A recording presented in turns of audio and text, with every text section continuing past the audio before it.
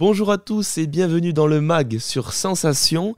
Après avoir eu plusieurs vies professionnelles en tant qu'avocate pénaliste, dirigeante d'entreprise, propriétaire d'un théâtre et j'en passe, en décembre 2022, les éditions Marie-Romaine ont vu le jour sous la direction de sa fondatrice qui lui a donné son nom, Marie-Romaine Panier. Je reçois Marie-Romaine Panier. Marie-Romaine, bonjour. Bonjour. Merci beaucoup d'avoir accepté notre invitation. Vous avez créé les éditions Marie-Romaine, une maison d'édition de livres dont vous avez donné votre nom à la maison. Oui. Alors premièrement, pourquoi avoir donné votre nom à cette maison ? Alors, déjà sur le conseil de mes filles qui ont dit « Vas-y maman, c'est ta maison, donne ton nom ».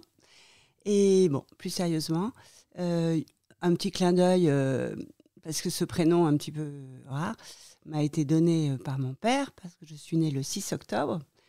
Et le premier livre de la grande saga, écrite par Jules Romain, qui s'appelle « Les hommes de bonne volonté », son premier livre s'appelle « Le 6 octobre ». Alors, comme mon père était très féru de littérature en particulier, de culture en général, il m'a prénommée Marie-Romaine. Pourquoi avoir créé une maison d'édition ? C'était une idée que vous aviez depuis toujours ou c'est venu un petit peu au fur et à mesure des années ? C'est une idée que j'avais depuis longtemps, pas toujours, mais depuis longtemps. Mais bon, me laisse un petit peu porter par la vie aussi, les circonstances, etc. Et j'aime bien toujours entreprendre des choses nouvelles et, si possible, qui ont du sens. Alors voilà, le moment était venu. Quel genre de roman vous allez publier dans votre maison d'édition ? Ah, ça, c'est une question à la fois facile et difficile parce qu'on m'a beaucoup demandé votre ligne éditoriale, il faut prévoir ça à l'avance. Bon, en réalité, j'essaye de fonctionner surtout avec ce qui me plaît, que j'ai plaisir à lire. Et j'ai plaisir à lire quand, d'une manière un peu synthétique, quand il y a des histoires et quand c'est quand même suffisamment bien écrit. Je suis assez sensible au style de l'écriture. Voilà. Et j'aime bien les histoires qui m'emmènent vraiment ailleurs. Je reçois beaucoup de manuscrits de gens qui racontent leur propre histoire. C'est souvent des histoires malheureuses parce que c'est souvent pour ça qu'on écrit, pour se défausser un petit peu, se libérer un petit peu de choses qui ont pu nous peiner, nous chagriner, voire nous traumatiser. Bon, c'est pas ce que je préfère, sauf exception, parce qu'il y en a beaucoup et que ça me fait pas rêver. Qu'est-ce que vous voulez mettre en avant du coup avec cette maison d'édition ? Qu'est-ce que je veux mettre en avant ? Évidemment, j'aimerais mettre en avant un auteur inconnu qui serait une découverte extraordinaire, où tout serait là, quoi. Voilà, un grand écrivain. Ou, à défaut d'un très grand écrivain, au moins deux bons écrivains. De toutes les façons, j'ai à peu près pas le choix, parce que se lancer dans une aventure de cette sorte, c'est comme d'aller jouer au casino. C'est-à-dire qu'on est sûr qu'on va perdre. La seule chose, c'est qu'on ne sait pas tout à fait quand. Et donc, comme au casino, on peut continuer de jouer si on gagne un gros coup. Eh bien, pour les livres, c'est un peu la même chose. Il faut forcément que je fasse un livre qui marche très bien, qui soit très apprécié, qui soit bien vendu, pour pouvoir continuer. Et voilà. Mon but, c'est d'arriver à faire ça avant d'avoir épuisé toutes les économies que j'ai prévu d'utiliser pour ce projet un petit peu fou. Voilà. Pour revenir un peu sur vous, alors parlez-nous de vous, un peu de votre carrière et de ce qui vous a amené aujourd'hui à créer les éditions Marie Panier.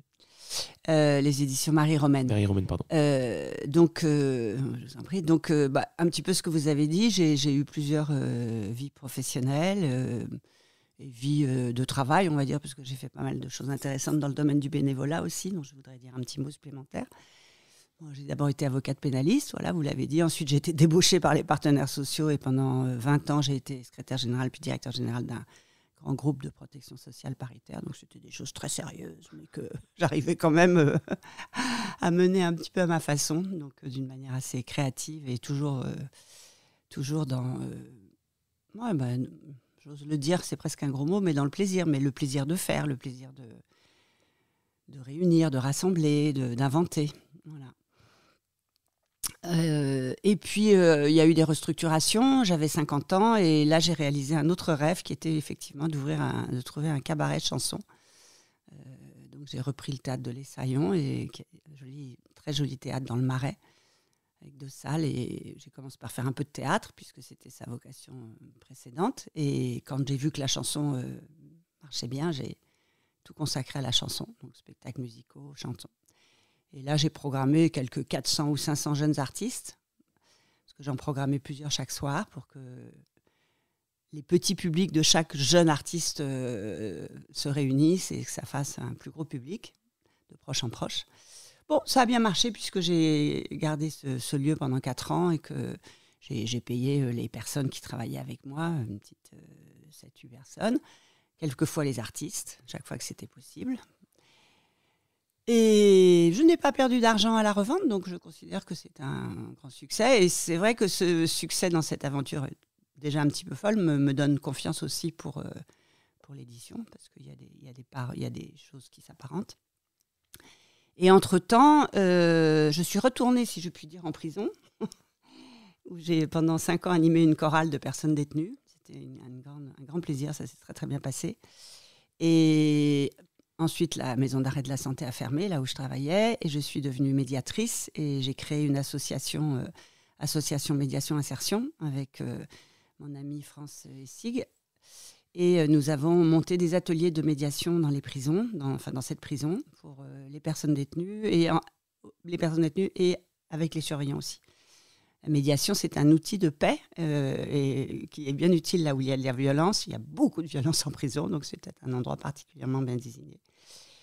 Et voilà, France continue de travailler à la prison. Et en revanche, ma joie, c'est qu'elle m'a rejointe pour gérer avec moi les éditions Marie-Romaine. Donc nous faisons une belle équipe.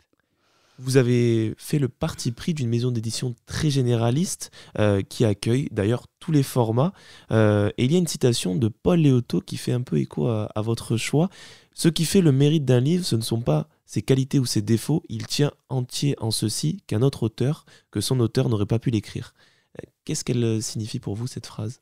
Cette phrase signifie un petit peu ça fait écho à ce que je vous ai dit tout à l'heure, mais qui évidemment est plus un idéal, un but à atteindre c'est pas la vie quotidienne, ça.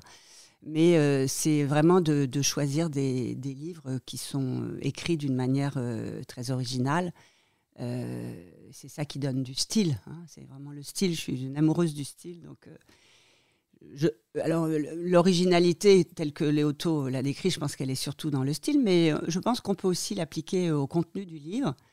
C'est-à-dire que je ne pense pas me dévoyer lorsque je retiens un manuscrit que je trouve original, même si son écriture elle-même est relativement classique, dès lors que le sujet permet de se démarquer, on va dire, de tous les autres livres. Voilà.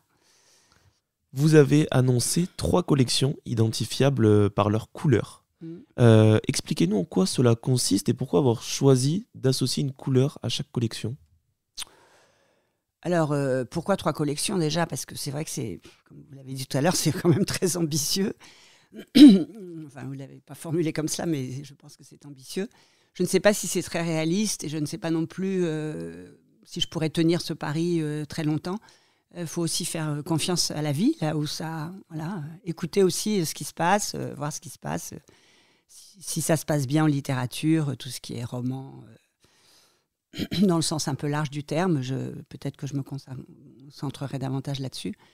Mais sinon, en fait, c'était difficile pour moi de faire un choix au départ parce que je m'intéresse à beaucoup de choses et que ce n'est pas que la littérature qui me nourrit et qui m'inspire, qui me donne de la joie. C'est aussi la réflexion et c'est aussi les choses plus philosophiques, plus spirituelles. Donc, bon, dans un premier temps, j'ai décidé de tout m'autoriser. Je vais voir aussi en fonction de ce que je reçois comme manuscrit, parce qu'évidemment, c'est important. Et à vrai dire, à ce jour, je reçois beaucoup plus de manuscrits pour la collection littérature que pour les 2 autres collections. Les couleurs, c'était juste une manière d'identifier. Voilà. Et comme j'ai une image, comme je fais des choses très différentes, j'ai essayé de me donner une image visuelle qui soit au moins identifiable à travers donc ce R de Romaine et le logo MR.